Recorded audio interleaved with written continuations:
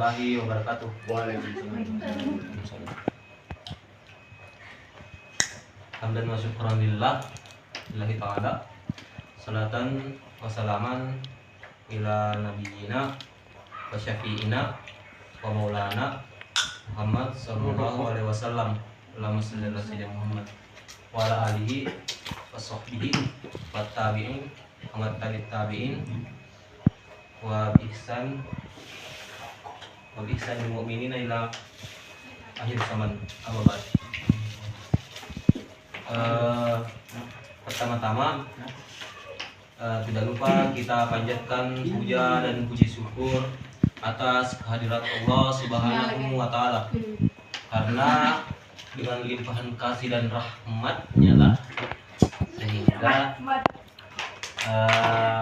kita rahmat dan inayahnya sehingga kita masih bisa mendapatkan keberkahan, di mana keberkahan ini adalah salah duanya nikmat kesempatan dan nikmat kesehatan.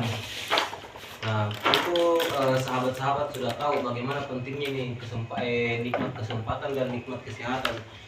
Walaupun teman-teman memiliki kesehatan, tapi teman-teman tidak mempunyai nikmat kesempatan, ya tentu saja sahabat-sahabat di sini tidak bisa datang ke sini karena belum mempunyai kesempatan. Dan walaupun sahabat-sahabat mempunyai kesempatan untuk datang ke sini, tapi terhalangi oleh kesehatan, tidak memiliki nikmat kesehatan atau sedang sakit, ya itu juga sama halnya dengan kesempatan tadi. Jadi betapa pentingnya dua nikmat ini yang terus kita rasakan dari Allah Subhanahu wa Ta'ala. Dan juga seperti kata Andre Guru almarhum Kiai Haji Sanusi Baco, dia mengatakan bahwa mahkotanya seorang manusia itu adalah kesehatan, dan mahkota ini hanya bisa dilihat oleh orang-orang yang sakit. Jadi dari kata-kata itu sudah bisa kita lihat bagaimana gambaran kesehatan itu adalah hal yang sangat penting. Dan tidak juga lupa kita kirimkan salawat menyertai salam kepada baginda Nabi besar Muhammad sallallahu alaihi wasallam. Allahumma shalli ala sayyidina Muhammad. Karena beliaulah yang telah membawa kita dari alam yang gelap gulita menuju alam yang terang benderang seperti saat ini, dengan kata lain minaz zulumati ilan nur aw ila siratal mustaqim.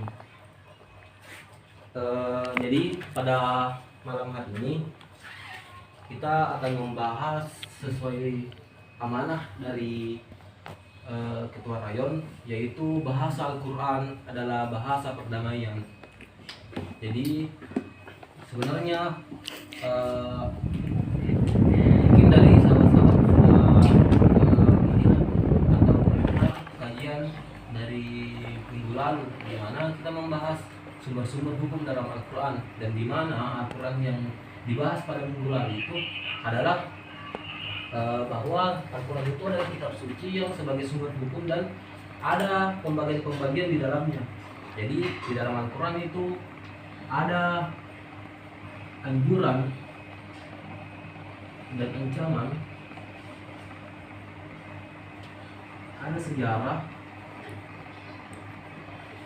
dan apa lagi itu anjuran dan larangan, sejarah, janji dan ancaman, serta tauhid. Oke. Jadi itu dalamnya Al-Quran banyak sekali pembahasan yang tidak terlepas dari keempat poin penting ini. Nah, jadi apakah bahasa yang ada dalam Al-Quran dan di mana bahasa-bahasa tersebut yang mempunyai poin-poin anjuran, larangan, sejarah, janji, ancaman, tauhid adalah bahasa perdamaian. Nah, itu yang kita membahas pada malam hari ini. Jadi ada 3 poin atau ada 3 kata yang mau kita bahas sesuai tema kita pada malam hari ini, yaitu Al-Quran,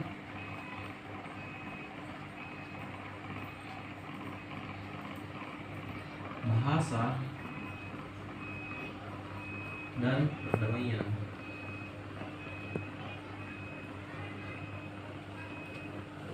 Oke.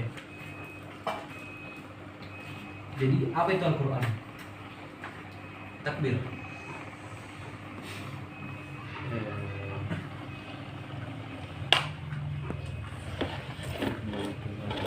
Apa itu Al-Quran? Kitab kah apa? Kitab apa ini? Kitab gundul. Kitab suci. Apa lagi? Mushaf. Jadi mushaf ini dari kata-katanya adalah mushaf, yang berarti adalah lembaran-lembaran. Jadi karena kata ini dalam bahasa Arab, ketika aturan bahasa Arab menambahkan kata mim di awalnya, mushaf, berarti itu lembaran-lembaran, banyak lembaran yang menjadi Al-Quran. Apalagi Lukman, Arif, apa itu Al-Quran?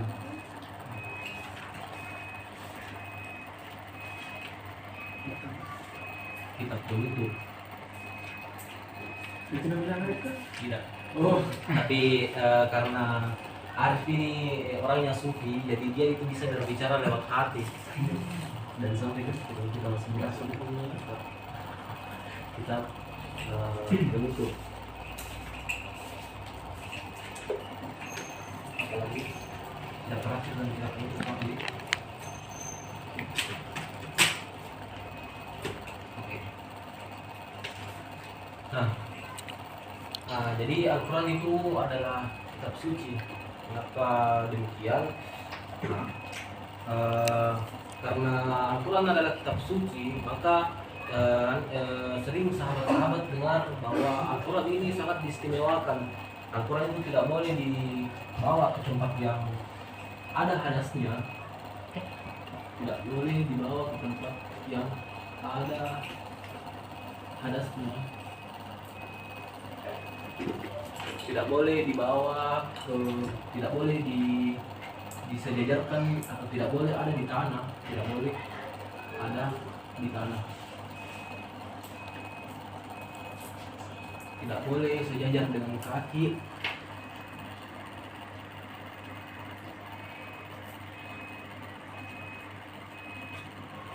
dan masih banyak lagi. Itulah bukti atau hal yang menjadi dasar kenapa Al-Quran itu disebut kitab suci. Saking sucinya ini Al-Quran itu tidak boleh kita bawa ke tempat yang ada hadasnya atau ada kotornya, seperti WC atau tempat-tempat yang banyak kotoran-kotorannya. Tidak boleh kita sejajarkan di tanah, karena tanah itu ibaratnya sejajar dengan kaki, sehingga sama saja bahwa Al-Quran ini sejajar dengan kaki kalau kita simpan di tanah. Dan tidak boleh juga tidak boleh disepelekan ini, karena Al-Quran itu kembali kitab suci, dan di mana Al-Quran ini adalah kitab, satu-satunya kitab yang dijaga oleh Allah Subhanahu wa Ta'ala. Yang ketiga, dijaga. Mengapa demikian? Karena di dalam ayat sendiri dikatakan bahwa Allah sendiri yang menjaga kitab-kitabnya. Maka tak heran kenapa sampai sekarang, dari zaman Utsman bin Affan membukukan Al-Quran tersebut, sampai sekarang tidak pernah terubah-ubah. Karena itu tadi dijaga langsung oleh Allah Subhanahu wa Ta'ala.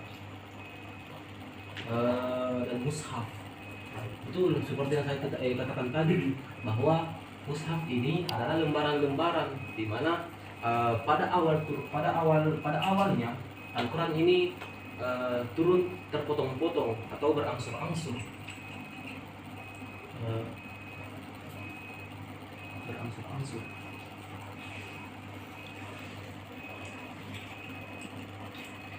Sampai-sampai dikatakan bahwa salah satu mukjizatnya Al-Quran adalah waktu angsurnya yang sangat rapi, atau sangat bahasa kasarnya bagus sekali karena 22 tahun 2 bulan 22 hari itu yang membuat Al-Quran dikatakan bahwa salah satu mukjizatnya Al-Quran adalah waktu turunnya berangsur-angsurnya itu selama 22 tahun 2 bulan 22 hari. Dan kitab penutup atau kitab terakhir, nah seperti yang teman-teman tahu bahwa Allah itu menurunkan 4 Al-Quran, di mana keempat ini pasti sahabat-sahabat tahu adalah Zabur, kitab Pak empat Al-Quran.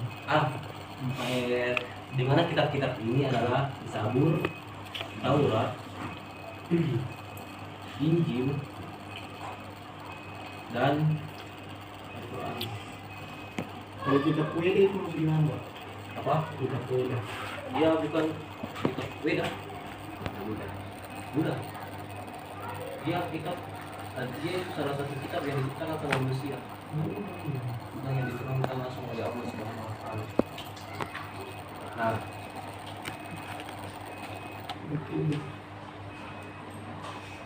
oke. Nah, jadi itulah mengapa Al-Quran dikatakan kitab penutup atau kitab terakhir, karena dia adalah penutup dari ketiga kitab ini dan sekaligus kitab terakhir. Artinya tidak ada lagi setelahnya. Penyempurna. Nah, karena Al-Quran itu sudah sempurna, karena Al-Quran itu sudah tidak ada lagi kesalahan-kesalahan atau penambahan ayat di dalamnya, maka Al-Quran itu disebut syafaat. Nah, mengapa demikian? Karena di samping Al-Quran adalah kitab terakhir, jika ada ayat tambahan, berarti itu bukan lagi di dalamnya Al-Quran, karena Al-Quran itu adalah kitab yang dimana diturunkan kepada Nabi Muhammad, sedangkan saat Nabi Muhammad telah wafat, maka terputuslah ayat-ayat tersebut. Jadi tidak ada lagi ayat setelah wafatnya Nabi Muhammad. Nah, walaupun ada, jika kita ingin mengandai-andai itu, walaupun ada, maka itu bukan Al-Quran, maka itu membuat kitab baru. Dan mengapa hal itu tidak mungkin terjadi? Karena Al-Quran adalah syafaat. Al-Quran adalah penutup, maka Al-Quran adalah kitab yang menolong umat manusia nantinya. Dan Al-Quran ini adalah penutup dari Zabur, Taurat, dan Injil. Nah, Zabur itu kitab yang diturunkan kepada Nabi siapa? Siapa? Nabi Daud alaihissalam. Daud. Nabi Daud alaihissalam. Nah, Nabi Daud ini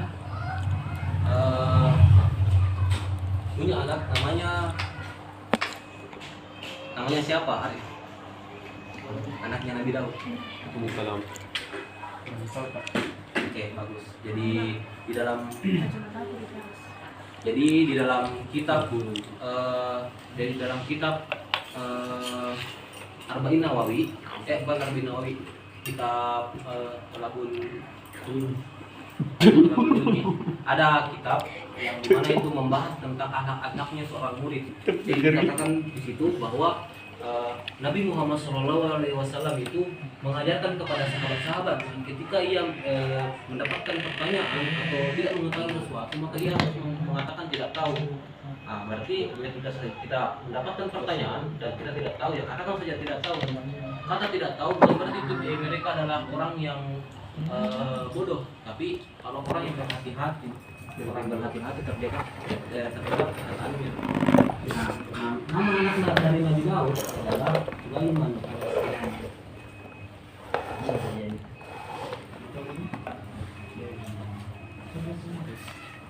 Oke.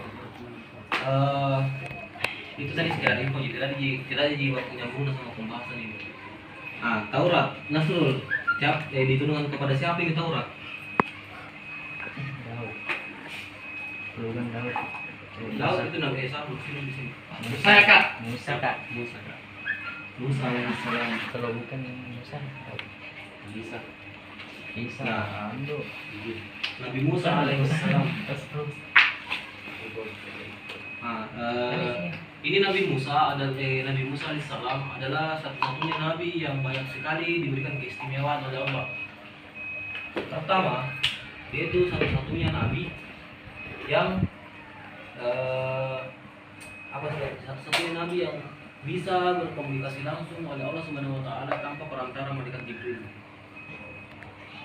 Nah, karena hal tersebut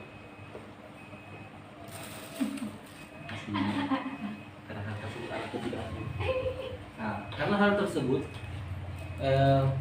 Nabi Musa itu menganggap dirinya adalah satu-satunya orang di muka bumi yang paling cerdas. Toh, karena hal tersebut, karena Allah itu sifatnya sangat lembut toh kepada kepada nabi-nabinya, maka Allah tidak langsung bilang sotak kok, tidak. Allah tidak langsung bilang salah kok, bodoh kok, tidak. Tapi Allah itu memberikan kalimat-kalimat yang halus bahwa apa kau yakin? Karena Nabi Musa itu menganggap bahwa ini adalah kode bahwa ada orang yang lebih pintar darinya, maka dia bertanya di mana apakah ada orang yang lebih pintar daripada Nabi Musa daripada dirinya, kata Nabi Musa. Dan Allah Subhanahu wa taala menyuruhnya untuk mencari Nabi Khidir. Makanya di dalam Al-Qur'an itu diceritakan bahwa Nabi Musa itu sempat berguru dengan Nabi Khidir alaihissalam. Itu sudah ada info juga, tidak ada pembahasan sama materi. Injil. Nah, ini kelewatan setan kalau tidak ada yang tahu. Regina. Nggak bisa. Supaya fokus kau juga. Siapa nama nabi yang diturunkan? Nama Nabi yang diturunkan. Nama nabi yang diturunkan oleh kepadanya kitab Injil. Nggak bisa, Kak. Karena Nabi Isa alaihissalam. Masukku TK takbir, Kak. Mundur-mundur. Nggak bisa kak. Itu nih kan yang kamu materi bermasalah. Oke. Ligi Islam. Jadi ini Nabi Isa adalah Nggak bisa kan? Nggak bisa. Jadi Nabi Isa adalah nabi yang diberikan oleh Allah Subhanahu wa taala kitab Injil. Dan salah satu mukjizat atau bahkan salah satu hal yang paling dikenal oleh Nabi Isa adalah ia lahir tanpa seorang ayah. Jadi Maryam pada saat itu mendapat banyak sekali istilahnya keajaiban. Maka dikatakan di dalam Al-Quran surah saya lupa nama surahnya, bahwa di situ surah Maryam, bahwa di situ dikisahkan bahwa di dalam bahwa di dalam rumahnya Nabi Yakub itu, bukan Nabi Yakub, Nabi Ayub itu, dan rumahnya Nabi Ayub, Yakub. Ya, Jadi yang mana benar ini? Ya, tahu juga. Yakin? Dalam rumahnya Nabi Yakub itu, toh ada yang dikatakan mihrab, dan di dalam mihrab ini Maryam sering Apa di dalam mihrab? maksudnya tempat khusus untuk Maryam. Ada tempat khusus untuk Maryam di sini. Dan Nabi Yakub ini sering heran kenapa setiap ia datang ke mihrabnya Maryam, ketika dia mendatangi Maryam selalu banyak buah-buahan di sini, bahkan buah-buahan yang belum pakai masanya, belum anggaplah sekarang zamannya. belum anunya, belum Musimnya. Belum di zamannya. Tolong jelaskan apa bedanya zaman dengan musim. Itu keistimewaannya loh, itu keistimewaannya Maryam. Dan membuat Nabi Yakub heran kenapa setiap dia didatangi oleh Nabi Yakub, tempatnya itu selalu penuh dengan buah-buahan. Jadi Maryam ini sudah terjaga dari kecil karena diberikan oleh Allah Subhanahu wa taala. Yang bahkan belum musimnya. Mau tanggung jawabnya sama istri begitu. Dengar, Wi. Oke. Dan Nabi Isa ini adalah nabi yang masih hidup sampai sekarang. Karena seperti yang sahabat-sahabat tahu di dalam kisahnya di bahwa Nabi Isa itu diangkat ke langit untuk menghindari tentara-tentara atau orang yang ingin membunuhnya pada saat itu, dan wajahnya diganti dengan pengikutnya yang sedang berkhianat. Siapa nama pengikutnya? Nasrul. Siapa namanya? Yesus. Salah. Apa Yesus, nama pengikutnya yang berkhianat Nabi Isa? Petrus. Yudas Iskariot. Yudas. Nah, dari sini itu baca nama Yesus. Enggak, Bang. Karena di literatur Yesus itu Dalam literatur yang kubaca juga Ih. ada kesalahan pemahaman di sini antara orang Apa Islam dan orang Nasrani. Jadi, Oh, itu sekarang jadi ya, kita kan? itu yang mengikut ke Al-Quran, kita itu percaya bahwa Nabi Isa itu diangkat ke langit. Tapi sebagian besar umat Nasrani mengatakan tidak, bahwa itu adalah Yesus asli dan dia menggantikan dosa-dosanya umatnya. Jadi dia menggantikan berkorban lah istilahnya. Maka kasih Tuhan. maka umat Nasrani itu sangat bangga ketika dia mengibaratkan Tuhan itu disalib dan telanjang dada dan ada luka lukanya. Nah, ini juga tidak termasuk dalam materi segala ini putih. Nah, mulai kalau begitu kita mulai masuk dalam materi. Iya. Bau. Bahasa Dengan cara yang luar biasa. Kasih begini. Kak Nasrul kayaknya tuh. Enggak, di situ.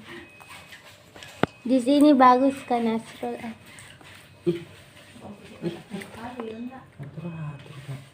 Juga sama men. Al-Quran. Tertutupi kiannya. Di sini gua ngambil. Ah, Kembali kita buka.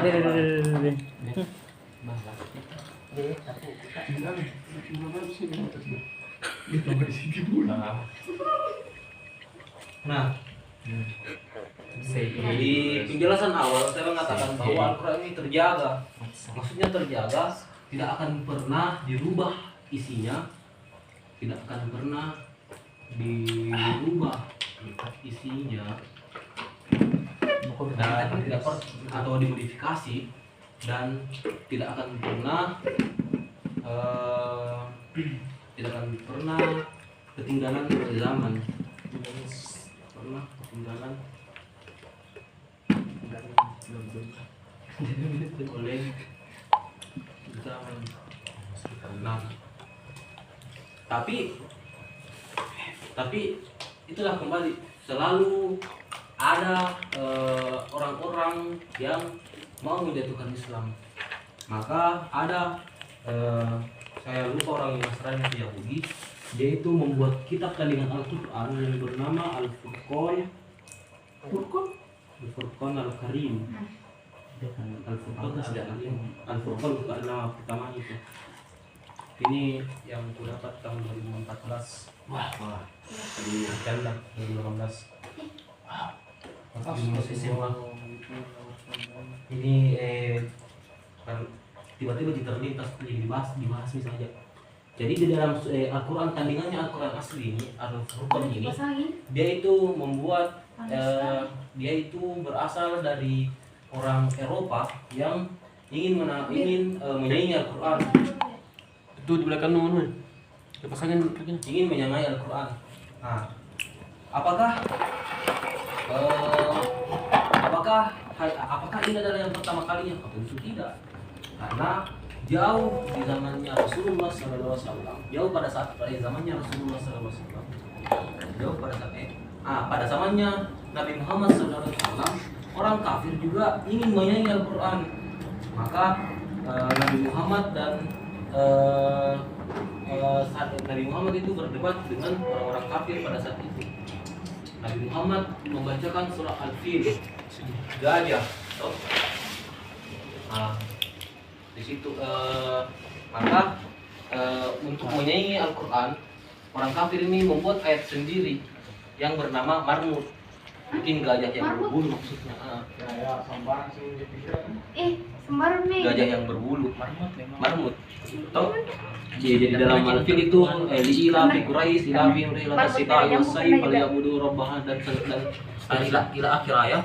Nah, di situ orang-orang kafir dia itu membuat tandingannya dan isinya itu tidak kalau tidak kurang lebih seperti ini. Marmut. Kau adalah hewan yang memiliki gading. Kau adalah hewan yang berbulu. Begitu saya mendefinisikan. Dia hanya membuat ayat tandingan hanya untuk menjatuhkan Al-Qur'an. Jadi jangan heran kalau di zaman yang berkembang seperti sekarang ini ada orang-orang yang membuat tandingan Al-Qur'an itu. Banyak yang percaya, Pak. Orang-orang di sana percaya. Cuma kembali lagi orang keteguhan imannya seseorang itu tidak gampang dirubah oleh hal seperti itu. Al-Quran ini kembali lagi yang seperti ku katakan tadi 22 tahun 2 bulan 22 hari. Jadi berangsur-angsurnya itu untuk mendapatkan Al-Quran yang sesempurna sekarang itu membutuhkan waktu yang sangat lama. Ditunggu kejadian-kejadian yang pas untuk menurunkan ayat tersebut. Berbeda dengan Al-Furqan ini, kalau tidak salah baca 5 tahun atau 6 tahun. Saya agak lupa nih karena ini juga pemberian dari bukunya itu pemberian dari almarhum pembina dulu atau di pesantren kan. Nah, jadi itu Al-Quran. Oke. Kembali lagi ke materi. Al-Quran adalah bahasa perdamaian. Kita bahas bahasa.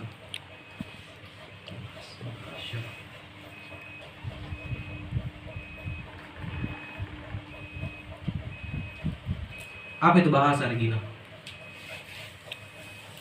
Apa itu kak? Kaca. Itu. Kuning. Apa anak komunikasi kah? Cara komunikasi kah? Apakah sebagainya? Buku. Jadi Maju-maju ke kaca. Udah pasang di belakang. menurut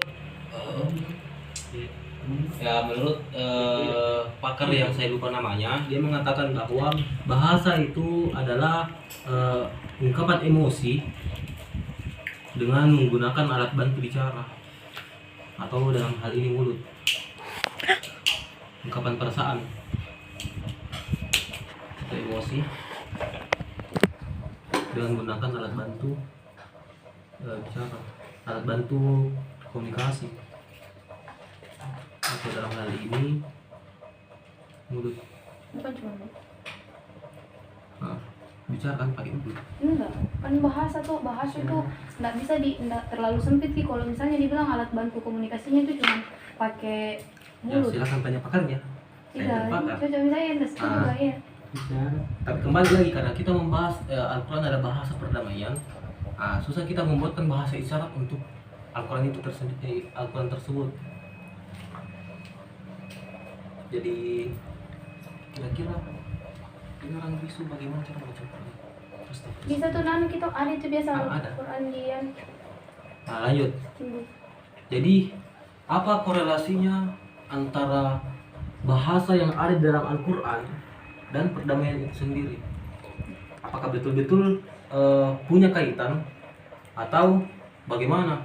Karena kembali lagi di dalam Al-Quran itu yang sebagai sumber hukum ada anjuran, tapi ada juga ancaman, ada janji, tapi ada juga larangan. Maka bisa kita tarik kesimpulan bahwa bukan hanya hal-hal yang lembut, hal-hal yang baik yang ada dalam Al-Quran, tapi ada juga hal yang memberikan kesan bahwa hati-hati kok, Allah itu maha besar, Allah itu maha kuasa, Malik Yaumiddin, pemilik atau penguasa di hari pembalasan. Jadi Allah juga bisa memberikan balasan yang tidak sesuai dengan atau tidak yang tidak kita duga. Apakah itu adalah perdamaian? Apakah hal tersebut adalah perdamaian ketika manusia diancam atau ditakut-takuti bahwa ketika dia melakukan perbuatan yang seperti ini, kau akan dapat balasan yang seperti ini? Apakah itu adalah perdamaian? Jadi apa itu perdamaian? Ya, Rukman, apa itu perdamaian? Hal yang diinginkan oleh semua orang. Keinginan semua orang. Presidennya apa? berikut. Lirik lagu. Kak, kalau saya tuh jauh sebelum membahas isinya Al-Quran itu kan kita bahasa Al-Quran itu saja yang dibaca itu kan bahasa Arab. Nah, Terus ya, kenapa harus bahasa Arab yang sampai tuh pikirannya orang-orang yang bukan orang Arab itu bahasa bilang subjektif sekali nih Al-Quran. itu yang mau kita bahas sebentar. Tapi setelah kita bahas satu-satu kata dari bahasa Al-Quran dan perdamaian, ketika kita saat kita sebentar sudah membahas akhiri perdamaian ini, maka kita bahas dari bahasa Arab, kenapa di Arab, dan perdamaian itu sendiri, bagaimana bagaimana Nabi Muhammad menggambarkan perdamaian itu dan sebagainya. Oke. Karena ini pembahasan mengenai kenapa diturunnya di Arab, ini ada kaitannya dengan Kupakai tujuan dakwahnya Nabi. Kenapa Nabi diturunkan di Arab? Baru pakai apa? Ini masuk di materinya Ahlus Sunnah wal Jamaah juga. Disuruh dicas Oke, ini HP baru perdamaian pakai. itu keinginan. Perdamaian itu merdeka. Perdamaian itu bebas. Toh? Bebas dan merdeka sama jadi. Nah, itu mau dulu lah. Jadi itu tadi perdamaian itu adalah keinginan semua orang. Perdamaian itu adalah merdeka, kita bebas untuk melakukan hal apa saja. Perdamaian itu adalah tenteraman, tentram hati dan tentram jiwa. Nah, kembali ke pertanyaan yang tadi, apakah dengan isinya Al-Quran yang bukan cuma hal-hal yang lembut itu dapat dikatakan sebagai perdamaian? Maka apa perdamaian itu? Perdamaian adalah keinginan semua orang. Perdamaian adalah merdeka, kemerdekaan semua orang. Perdamaian adalah ketentraman semua orang, baik hati dan jiwanya. Jadi, mengapa di dalam Al-Quran itu bukan hanya hal-hal yang lembut dibicarakan? Karena untuk mendapatkan kelembutan kasih dari Allah Subhanahu wa Ta'ala, kita diancam dengan menggunakan kalimat-kalimat yang berupa ancaman-ancaman terhadap ganjaran untuk setiap maksiat yang kita lakukan. Karena ketika kita berhasil untuk menghindari hal tersebut, kita akan mendapatkan keinginan semua orang, kita akan mendapatkan kemerdekaan, dan kita juga akan mendapatkan ketentraman. Apakah dengan kata-kata lembut yang ada di dalam Al-Quran dapat membuat semua orang itu terhindar dari maksiat? Dah. Belum tentu. Makanya butuh juga ancaman di dalam Tentu. Al-Quran. Oke, kita bahas. Ini juga perdamaian. Bagaimana Nabi SAW menyampaikan perdamaian itu? Karena main trisampit tak kurungnya. Jadi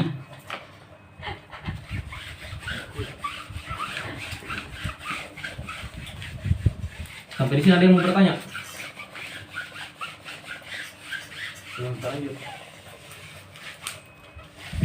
Oke, katakan. Jadi bagaimana Nabi Muhammad SAW menggambarkan perdamaian? Jadi Nabi Muhammad SAW itu sudah di dalam kisahnya sudah menyampaikan bahwa perdamaian itu seperti apa. Perdamaian itu seperti kaum Ansor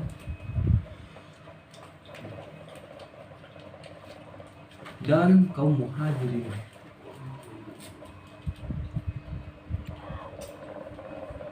Habis kok. Nah, Mana? jadi ketika kita adalah tuan rumah, kita harus selayaknya orang Ansor, terbuka, melayani, dan cinta kasih.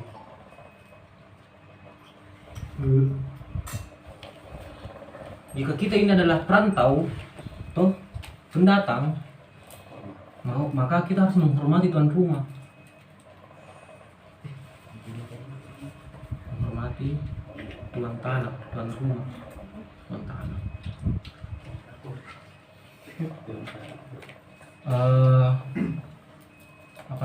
Apalagi kira-kira kok sifat-sifatnya kaum Muhajirin?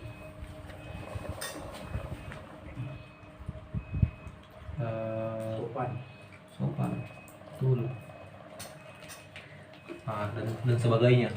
Nah, inilah salah satu dari banyaknya perdamaian, banyaknya contoh perdamaian yang dianjurkan oleh Nabi Muhammad Sallallahu Alaihi Wasallam. Makanya ada di dalam surah itu, makanya di dalam Al-Quran itu ada yang dikatakan surah Ansor. Makanya yang menceritakan sebagian besar tentang kaum Ansor itu. Jadi untuk memberikan perdamaian, untuk menjadi pelaku perdamaian itu, kita harus tahu posisi juga. Apakah kita ini kaum Ansor atau apakah kita ini kaum Muhajirin? Karena saya lihat rata-rata di sini adalah kaum Muhajirin. Jadi kita harus tahu bagaimana berlaku, bagaimana sikap kita kepada orang yang ada di sini. Ketika kita melaksanakan sifat-sifat kaum Muhajirin, maka kita akan mendapatkan perdamaian di daerah ini. Hal tersebut sebagai contohnya. Nah, ini skala umum. Bagaimana Nabi Muhammad Sallallahu Alaihi Wasallam memberikan contoh perdamaian kepada perempuan. Maka turunlah surah An-Nisa. An-Nisa. Bahasa salah. Jadi Sudah. Jadi Nggak sambil kerja kok. jadi ada surah An-Nisa. Nah, ada skala umum, ada skala prioritas, asik. Ada skala khususnya. Perempuan saja loh. Nah, tapi apakah hanya manusia yang boleh mendapatkan perdamaian? Tidak. Hewan juga harus mendapatkan perdamaian. Makanya di dalam Al-Quran banyak sekali surah-surah yang membahas tentang hewan. Seperti Al-Ankabut, laba-laba. Apalagi Al-Fil, gajah. Apa lagi? An-Naml. Apa Naml, Harina? Apa? Apa Naml? Semut. Sering. Apa lagi? Al-Baqarah, sapi betina. Udah bilang sapi perah. Nah, Udah. apa lagi? Alfil. Ada nih Al-Fil. An-Nahl. Ada. An-Naml ini.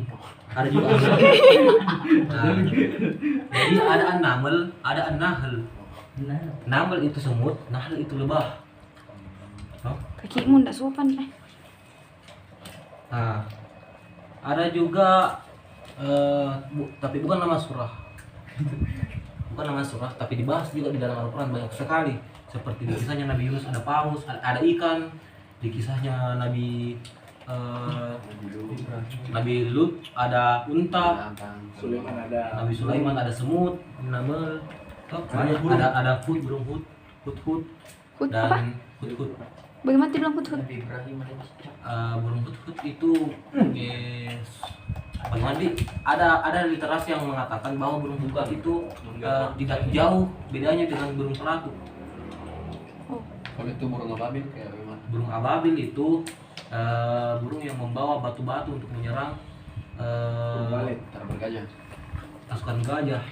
Jadi tidak ada tuh burung ababil. Jadi dia ambil batu dari neraka. burung sekarang generasi. Terus membawa ke pasukannya. Maka karena yang dia bawa adalah batu neraka, di surah terakhir di dalam surah Al-Fil itu mengatakan mereka itu seperti daun yang dimakan ulat, bolong-bolong tuh. Maka karena ketika batu itu jatuh langsung selayaknya ulat yang memakan daun. Nah, sedikit informasi juga yang di luar dari pembahasan kita pada malam hari ini. Bagaimana Al-Baqarah, sapi betina. Nah, ini Al-Baqarah ini ada sinkronisasinya dari kisahnya Nabi Musa. Di mana pada saat itu orang-orang sangat sulit untuk mendapatkan pembunuh dari seorang mayat pada saat itu. Jadi ada mayat yang meninggal, ada orang yang meninggal, mayatnya itu tidak tahu siapa yang bunuh. Toh, makanya orang-orang pada saat itu pergi bertanya ke Nabi Musa alaihissalam. Jadi orang Yahudi pada saat itu orang Yahudi pada saat itu Bani Israel pada saat itu pergi ke Nabi Musa untuk bertanya siapa pembunuh dari orang ini. Maka Nabi Musa mengatakan, carikan aku sapi. Maka bertanyalah orang Bani Israel, karena Bani Israel ini orang-orang yang banyak sekali tanyanya. Sapi apa? Sapi betina, warna apa? Warna emas. Berapa umurnya? Di mana dipelihara? Apa makanannya dan sebagainya, sampai membuat Bani Israel pada saat itu sulit untuk menemukan sapi ini. Itu adalah hikmah atau itu adalah pelajaran penting di mana ketika kita diberikan perintah sesuatu kita harus sami'na wa ata'na. Nah, itulah orang itu sami'na wa ata'na, mendengarkan dan taati. Ya tidak perlu lagi neko-neko, karena tidak perlu lagi ada neko-neko, tidak perlu ada tawaran-tawaran. Ketika diperintahkan sesuatu, maka itu adalah hal yang baik untuk hal tersebut. Jadi tidak usah lagi dipertanyakan. Itulah gambaran kecil tentang Al-Baqarah. Al-Ankabut ini mengenai laba-laba. Di dalam surah tersebut atau di dalam kisahnya bahwa pada saat itu Nabi Muhammad dan Abu Bakar sedang dikejar oleh kaum kafir, dan Nabi Muhammad dan Abu Bakar itu sembunyi di dalam gua. Karena Abu Bakar heran kenapa Nabi Muhammad ingin sembunyi di sini, padahal gua tersebut adalah gua yang gampang sekali ditemukan lah ceritanya. Maka disitulah mukjizat Nabi Muhammad keluar, di mana Allah memerintahkan laba-laba yang ada di sana untuk membuat jaring, seolah-olah pintu gua ini tertutup oleh jaring laba-laba. Tidak mungkin ada orang masuk. Kalau ada orang masuk pasti hancur ini jaring laba-labanya. Ada juga al-fil seperti yang kujelaskan tadi, bahwa ketika Raja Abraha itu ingin menyerang Ka'bah karena cemburu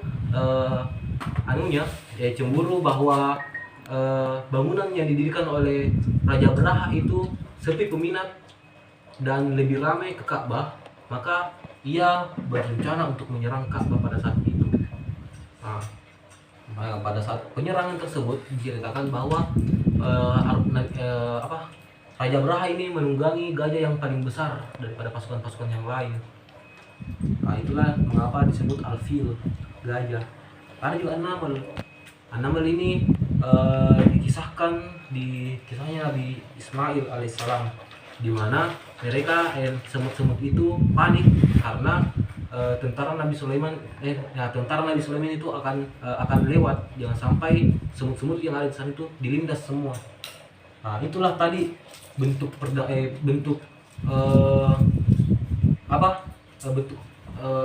bagaimana Islam memberikan kode, memberikan pernyataan atau memberikan informasi bahwa yang mendapatkan perdamaian itu bukan cuma orang tapi hewan juga. Makanya di dalam Islam itu ada hewan-hewan yang haram untuk kita bunuh dan untuk kita konsumsi, kecuali menggunakan kalimat tauhid atau kalimat atau lafaz suci. Karena itu tadi kita sama dengan menyiksa ketika kita menyembelih hewan tanpa mengucapkan bismillah, bismillahirrahmanirrahim atau bismillahirrahmanirrahim dan sebagainya. Itulah perdamaian. Pertanyaannya, apakah bahasanya Al-Quran itu? Kita hapus dulu ya.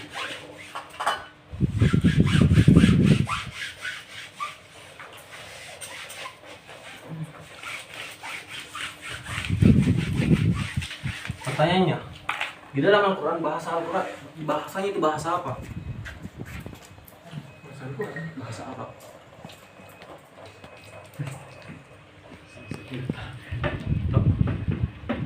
Dan minumkan dulu. Yang menjadi pertanyaan, Al-Quran itu bahasa Arab, apakah bahasa Arab juga yang yang dipelajari oleh Nabi Adam ketika diajar oleh Allah Subhanahu wa taala? Itu yang menjadi pertanyaan. Bahkan itu yang menjadi misteri. Nah, sempat kepikiran tuh waktu susun materi ini, apakah betul itu bahasa Arab yang diajarkan kepada Nabi Adam? Karena seperti ini. Oh, bahasa. Aku mau bahas putus di sini. Nah, apakah betul bahasa Arab itu yang diajarkan oleh Nabi Adam? Diajarkan ke Nabi Adam? Karena seperti yang kita tahu bahwa pada saat itu Nabi Adam itu diajar oleh malaikat mengenai semua ilmu pengetahuan. Pengetahuan. Nah, yang kedua, terjadi pemusnahan massal manusia pada zamannya Nabi Nuh. Nabi Nuh alaihissalam.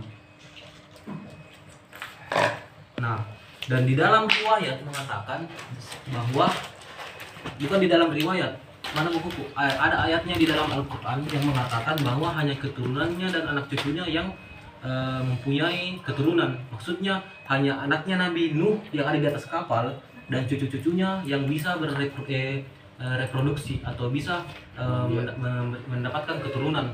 Jadi semua orang yang ada di kapal Nabi Nuh itu tidak mendapatkan keturunan atau tidak bisa lagi mempunyai anak. Nah, berarti kita ini semua adalah keturunannya Nabi Nuh. Karena melihat dari riwayat tadi bahwa tidak ada orang di atas kapalnya Nabi Nuh yang bisa melahirkan kecuali keturunannya, atau tidak bisa lagi mempunyai anak kecuali keturunannya. Nah, kembali lagi di saat tersebut Nabi Nuh itu mempunyai 3 anak yang ada di atas kapal. Yang pertama Sam,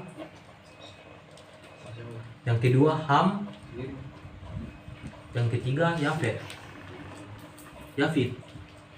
atau Yafit. Nah, digambarkan juga pada penelitian di jurnal yang saya baca, Sam ini adalah nenek moyangnya orang Arab.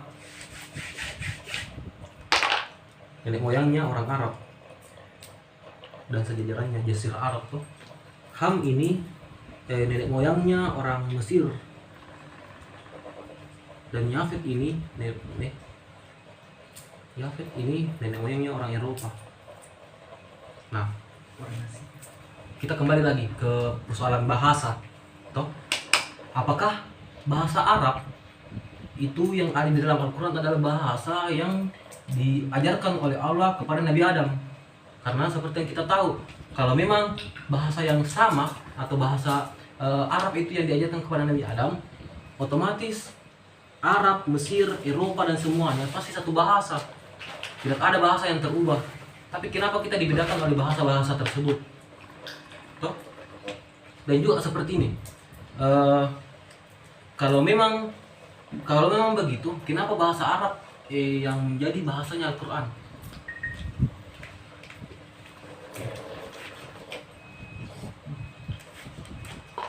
Ya, jawabannya satu, karena Nabi Muhammad diturunkan di Arab. Karena Nabi Muhammad diturunkan di Arab, maka bahasa yang dijadikan bahasa di dalam kitab suci itu adalah bahasa Arab. Tapi apa rasanya Nabi Muhammad turun di Arab? Seperti pertanyaannya tadi tuh. Itu di dalam pengkajian Ahlussunnah wal Jamaah, di mana dikatakan bahwa salah satu tugas dari Nabi selain dakwah adalah